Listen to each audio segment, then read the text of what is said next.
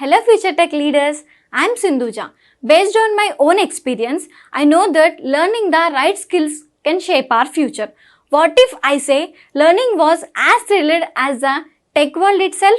There we go. A CloudFoundation, that's exactly what you will experience. From day one, you will be immersed in the interactive sessions and expert-led courses that covers most of the widely used technologies in the zone of data science to cloud computing, which brings more light to the life of a techie. I'm so excited to help you and unlock the true potential of a technology. Well, then why to wait? Let's see what it unfolds. Now let's start in detail about SAML. Until this that we have seen, right? Like that day we have seen what is SAML and like how the SAML will be transferring the data between both the applications, which means identity and service provider. Identity provider is nothing but a tool that is taking care of performing the authentication authorization. Here, in this scenario, Okta will be the identity provider and the service provider will be the application where the end users are getting some service. That application has been integrated with Okta for SSO. That we will call it a service provider. Whenever a user tries to log into the service provider, for example, whenever they are hitting the URL, maybe heps://salesforce.com.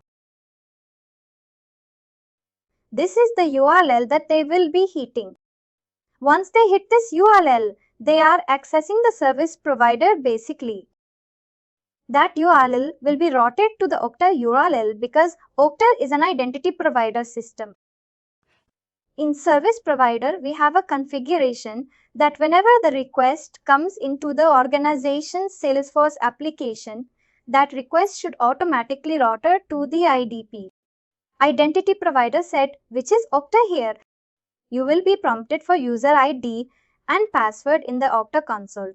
And if you enter your password, authentication authorization will take place in Okta. Once that is done, Okta will again send a note or send a response back to the application, Salesforce application, saying that the user have a proper access and the user is an authenticated user. Likewise, it will send a response from identity provider to service provider. That is what the flow will work. Basically, there will be another flow. The first one that I said, right? If you are hitting heps://salesforce.com, it's an ESP initiated flow. Service provider initiated flow because you are entering the service providers URL.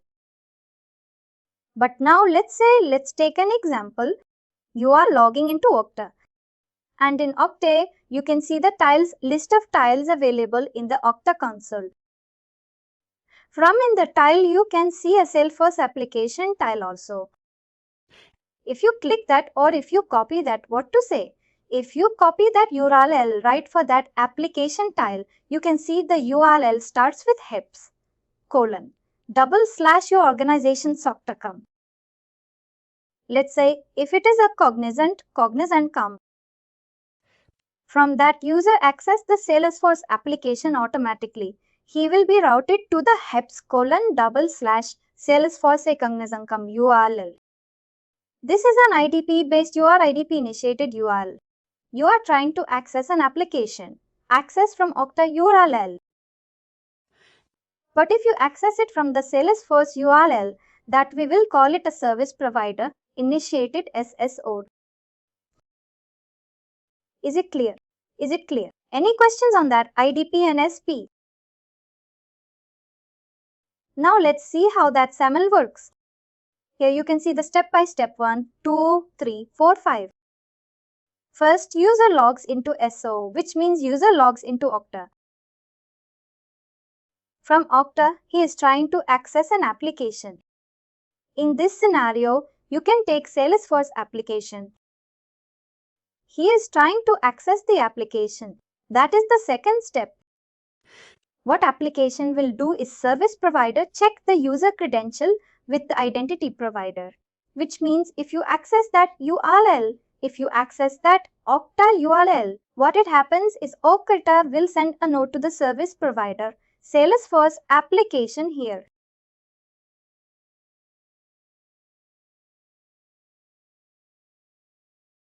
We said about response, right?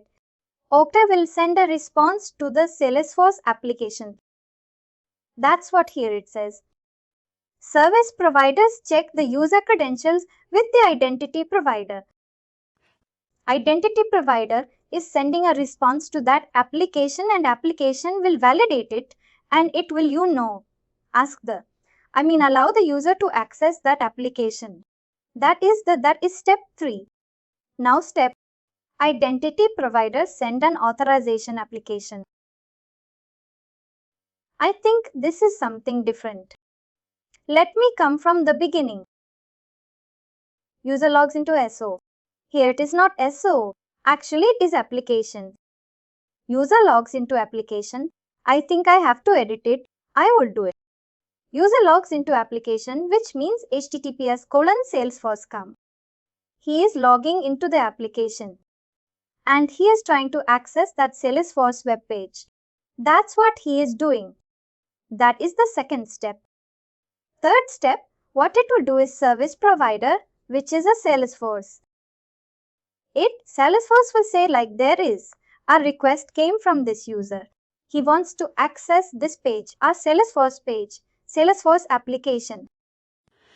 It will knows that what service provider will do is service provider will send a note to identity provider and identity provider will validate that information.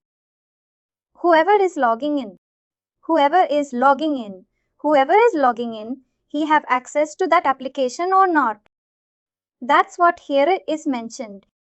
Service providers check these user credentials and in the identity provider. Service provider will send a note to the identity provider for checking their user credentials and the authorization information. And once the identity provider validates that information, I said right, service provider will request the identity provider to perform these actions like validate credentials, validate the credit authorizations mechanisms. Once it is validated, once it is came to identity provider will validate that. And identity provider has to send that validation detail back to the application. That validation message will have that. Yes, this is an authenticated user. This user has access to this application.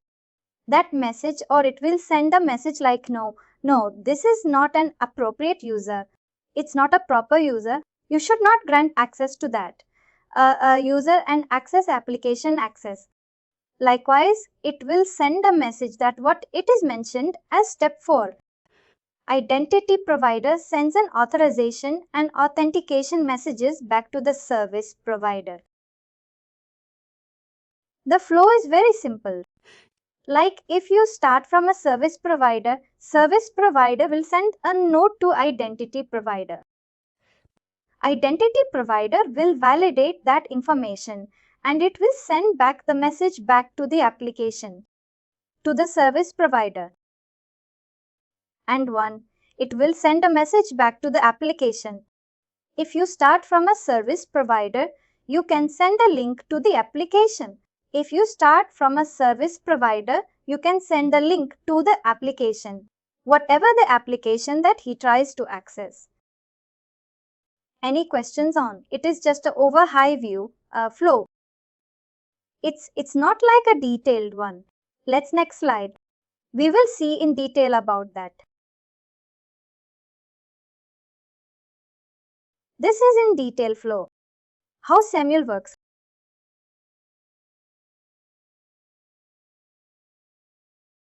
Here you can see 3 components. First one is identity provider, which is Okta in this scenario. This is service provider, which is Salesforce in this scenario. And this is a browser. This browser can be anything. It can be Google Chrome, or it can be Mozilla, or it can be Edge, whatever the browser it is. Now user is going to access. Any of the user is going to access the Salesforce application from browser only. That's the first step. The end user access service provider from browser. Once he enter the URL. The URL will take you to the service provider. Service provider configuration in the backend. What happens is service provider will validate that.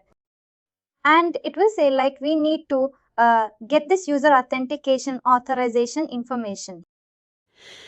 What service provider will do? Service provider will redirect that request to the browser again. That's what here it is mentioned. The second step, service provider redirects the SAML request back to the browser. And browser will redirect the same to same SAML request to identity provider. Identity provider will receive that. And it will check for the user account password. It will ask for you to enter the user ID and password. That's what this middle step identify and authenticate the user. Once that happens, once the user account have entered their user ID and password from the browser, in the Okta console, what Okta will do is Okta will validate that in the backend. In the backend, it will validate the user account and password and the authorization information. Once it is validated, and it will generate a message. How that message looks like this. It's a SAML assertion. It's like an assertion. I think that that day we have asked that we have talked about how the assertion will looks like.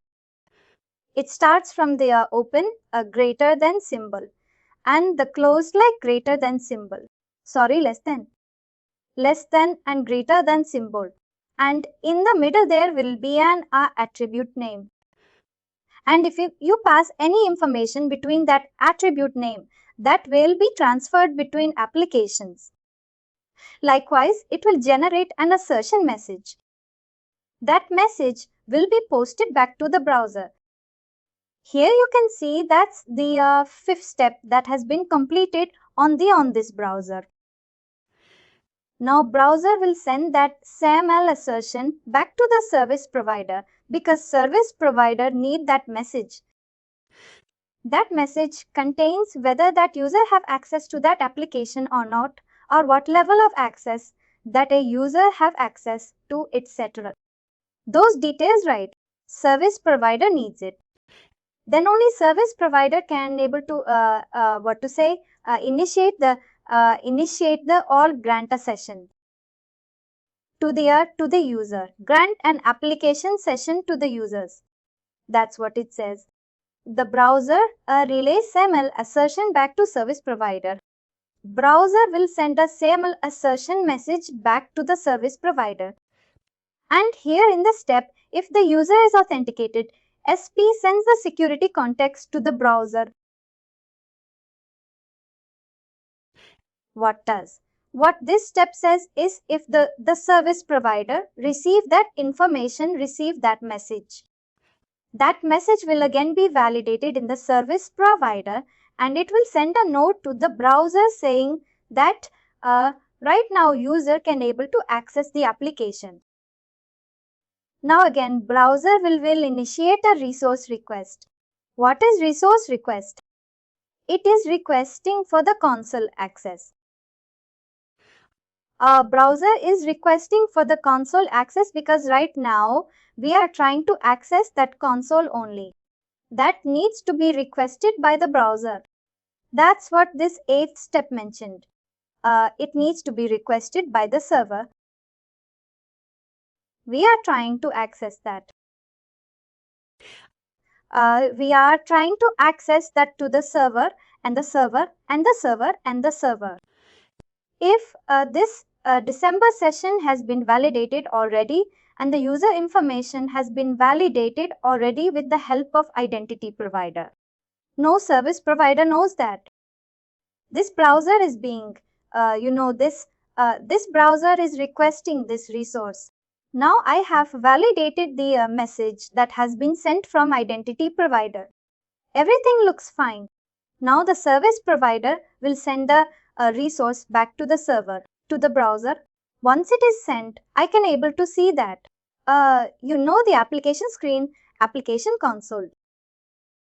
I say, this is the entire flow that starts from a end-to-end user whenever he tries to log into any application, and it aims how the resources are being allocated to the users.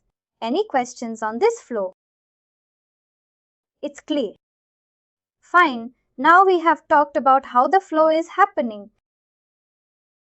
Seventh one, right after browsers, this assertion back to the service provider. Again, the service provider sent back to that browser. This authentication is already validated, right?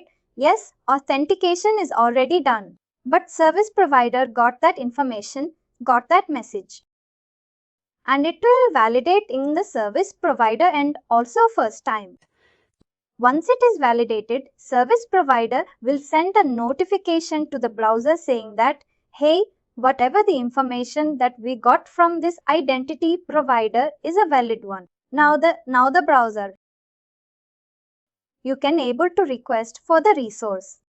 The resource can be anything like, it can be the admin console, or it can be the end user dashboard. I mean the Salesforce end user dashboard, I'm saying, or the reporting dashboard, whatever it is. The security context has been already, the message has been already validated, and that message will be stored in the service provider, that we will call it as session cookies. In the service provider, session cookies will be stored. Whenever you want to access any of the different component inside that Salesforce, automatically the browser will send a note to the service provider requesting for that resource. That resource is like as I said, admin dashboard, reporting dashboard, end user dashboard. What are the dashboard is? Those are the resource. Only with the help of single user ID and credentials you are granting access to a admin console. You are granting access to a report, admin access, end user dashboard, access to everything. How it came is with the help of that session cookies that is being stored here. In the 7th step, the service provider is saying that, hey, I got that cookies. Now you can request for whatever the resource that you want. It's sending a notification to the browser. Browser will request again, like, I want to use the admin dashboard, or I want to use the end user dashboard. Like this, it will send a request again for a resource, and the resource will be granted to the end users or the browsers. Because there is a cookie session cookie already available now. We just talked about the flow. How identity provider is talking with the browser, how the browser is talking with service provider, how service provider is sending a request back again to the identity provider for similar session. How that is happening, that we have talked about that, but how the entire stuffs are being configured, that we are going to see now. Now, we'd like to initiate this entire flow. Right?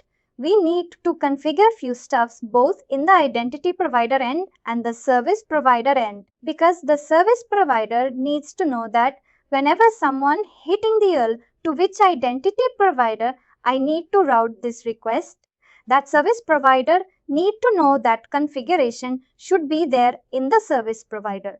Also, service provider will send a notification to identity provider. Identity provider will create a SAML assertion file message. Identity provider need to send back that message to the service provider only. Sales for service provider only.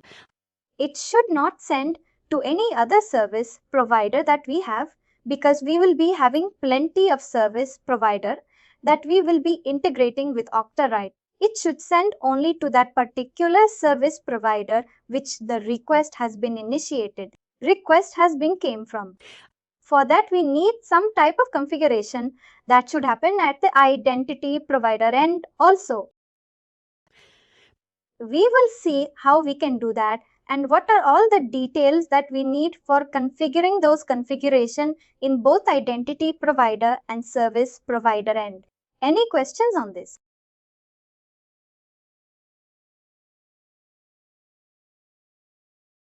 Now let's talk about all those stuffs. You know, whatever we have seen right in detail, SAML request. SAML request is nothing but a request has been initiated from service provider to identity provider for requesting the authentication information. That we will call it a SAML request. This flow from here to here, here to this flow. It is requesting right 2, 3, 3 to 4. This is the SAML request. Here you can see SAML request and SAML request. SAML request is being sent from service provider to identity provider. That's what it is mentioned. SAML request is also known as the authentication request is generated by the service provider to request an authentication wherein the identity provider and SAML response. Now Okta have completed that information. And it have a process to that assertion and it have created that message. That message needs to be sent back to the service provider, right? That we will call it the SAML response. Like we can say, like identity providers sending the SAML response back to the application.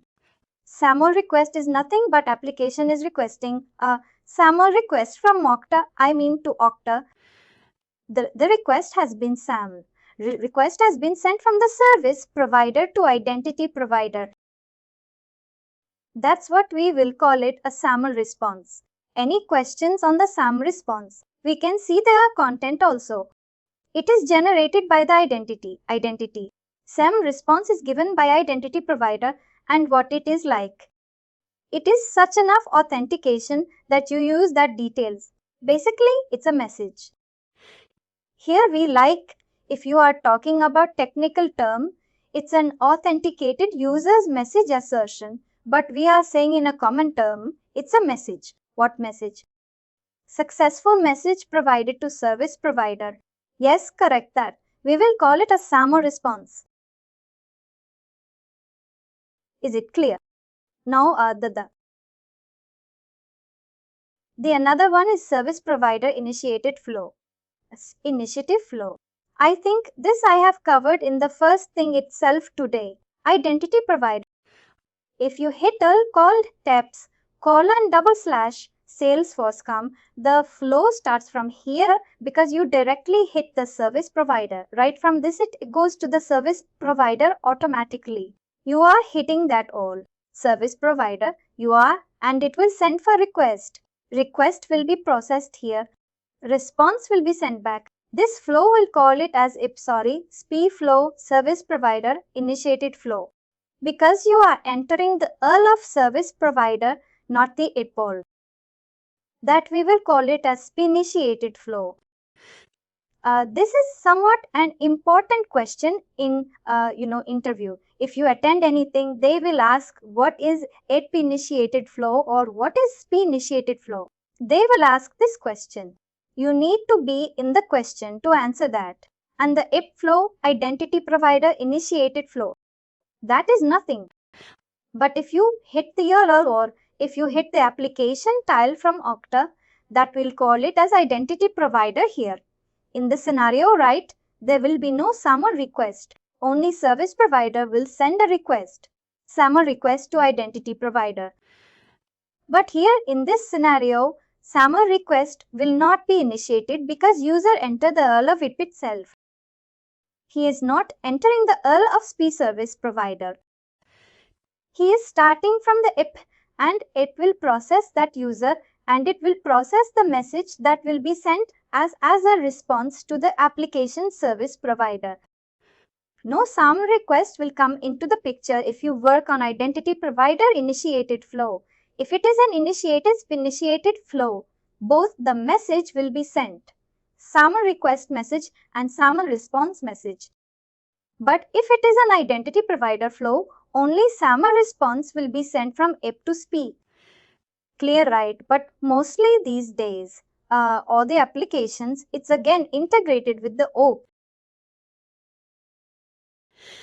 That means we are using like identity provider initiated sooner, right? We are not using directly. No. You can do it. You can. You don't see two ways we can do it, but it's easy way, right? Yes. Because again, to need to remember of all the. Instead of like we are integrating directly the applications into identity provider issues, right? We are using. Yes. No. Actually, there is another scenario. Whatever you are saying, those applications can able to make your tile available in the Okta console. There are few applications which has been integrated with Okta for so. Those applications you cannot allocate tile in Okta. There is no option. Let's say, for example, OpenIT Connect applications. Few OpenIT Connect applications the tile will not be available for those applications in Okta dashboard.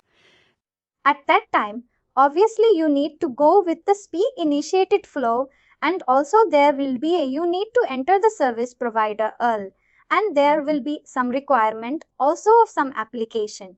They will say like, no, I want my users to access from the SPI initiated URL only.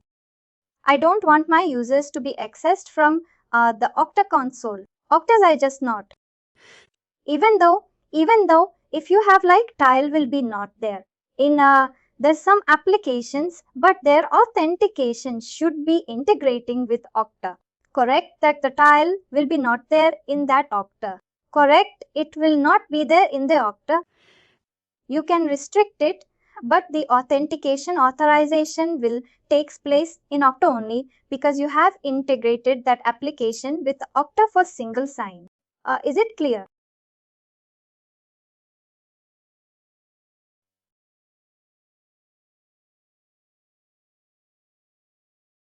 The next thing, I'll come from the bottom.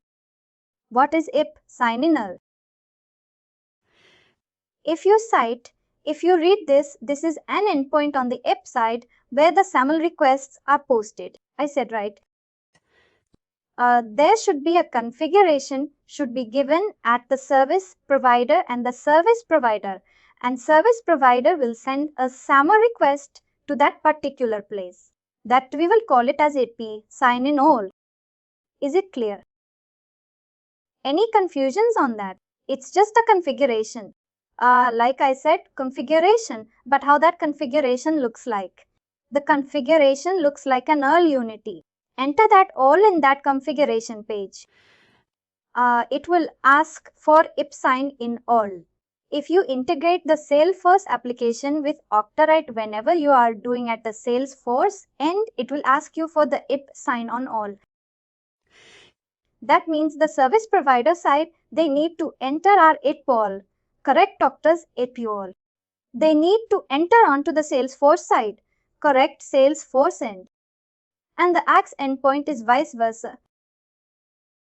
In Okta, we need to enable single center for the Salesforce application. What we will do is we will update the AX endpoint all in Okta for Salesforce configuration that the response will be posted for Salesforce application in that particular all. That all we will call it as AX all or AX endpoint. AX is nothing but an assertion, consumer service all. The full form is assertion, consumer service. It is very simple. Like what is assertion? Assertion is nothing but a message, consumer, which means you are sending a response. The service provider needs to have that consuming opening or consuming position in that application end. That all, we will call it as assertion, consumer service all. Any other questions on this?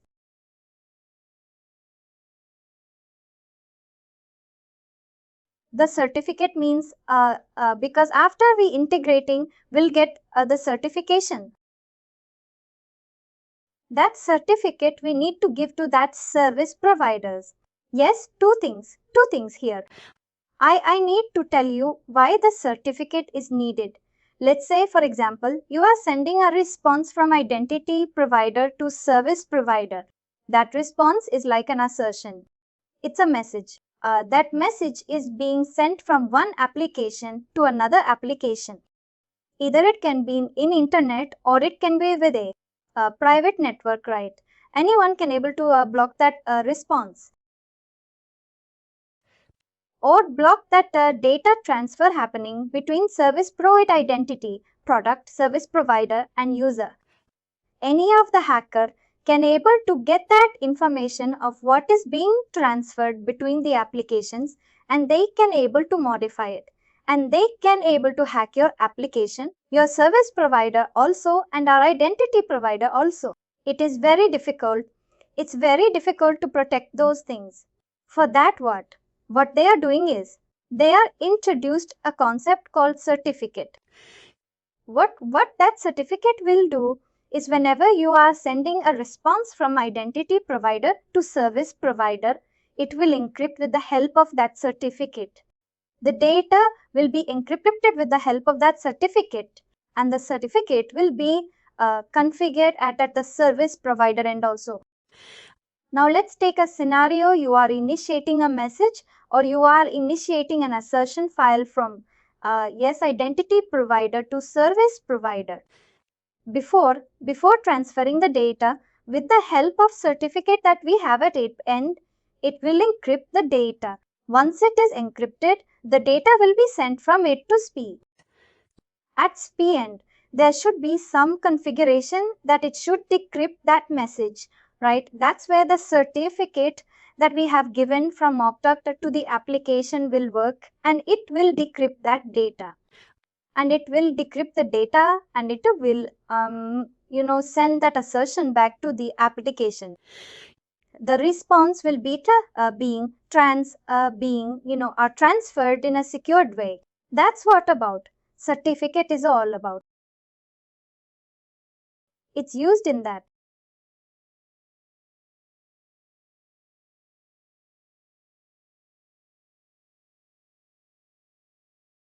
As of now, I don't want to talk about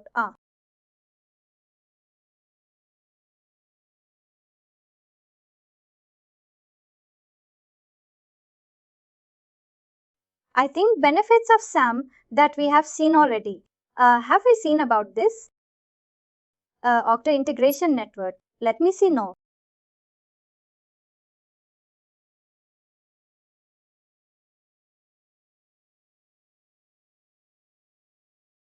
Okta Integration Network that we have seen already. What is Okta Integration Network? Okta Integration Network is a network that is available in Okta with a predefined integration configuration. I said right now. If you want to integrate an app with the Okta, you need to give some configuration at the Okta side, and also there should be a configuration should be happening at the service provider and also service provider side also. If you want to do the configuration, it's like if you are doing an application as a customized application, you need to perform more action at your end. You have to enter all the details manually. You have to. If you want to enable provisioning, you need to install a scheme connector for that. It's a long process, but if you have that application already available in the Okta Integration Network, it's very easy. It's very simple step for you to integrate with Okta. It's very easy, like it's like a template that is already available in Okta, which you can make use of it, and you can enable single surround for those applications. But at the configuration at the service provider end, we cannot do anything because it's there and the application team have to do it. This configuration, they have to move it. We don't have any restriction on that. Only we can make use of the template that is available in Okta for the 8 configurations. That we will talk like what is Okta Integration Network. What are all the things that we can able to achieve from of the integration network that we will see. Before entering into Okta Integration Network, I'll tell you like what are all the benefits or what are the features available in Okta Integration Network. There are 7,000 plus pre-integrated applications, which means 7,000 plus templates are available in Okta. Let's say if you want to enable single sign-on for Salesforce application, there is a template available specific to Salesforce. Or let's say you want to integrate ServiceNow. There is a predefined template available in ServiceNow. What you can do is you can go ahead and enter your organization service now all and click save. That's it. You don't need to give any other stuffs at all. It is very simple.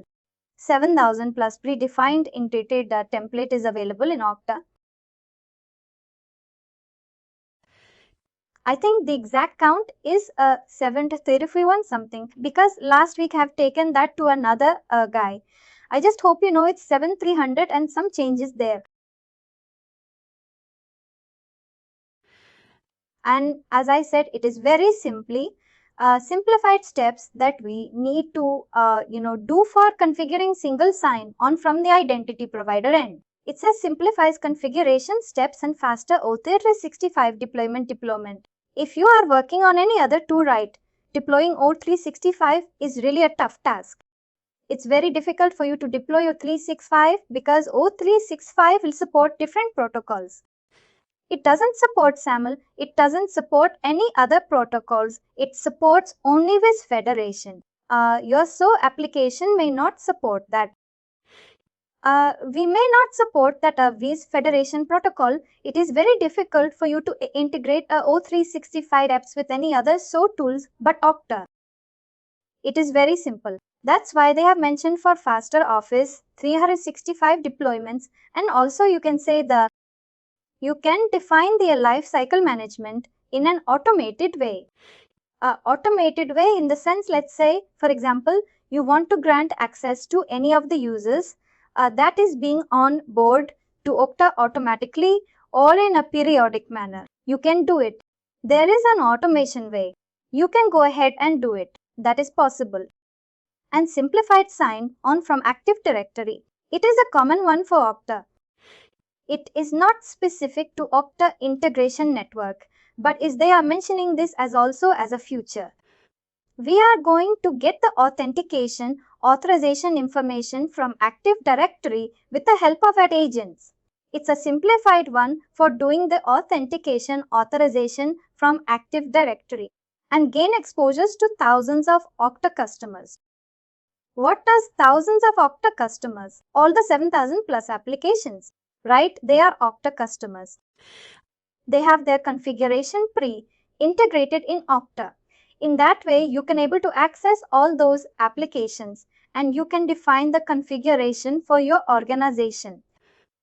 You can make use of the template that is available and simplify knowledge base for administrator. For each and every application integration, right, they will generate the KIB article.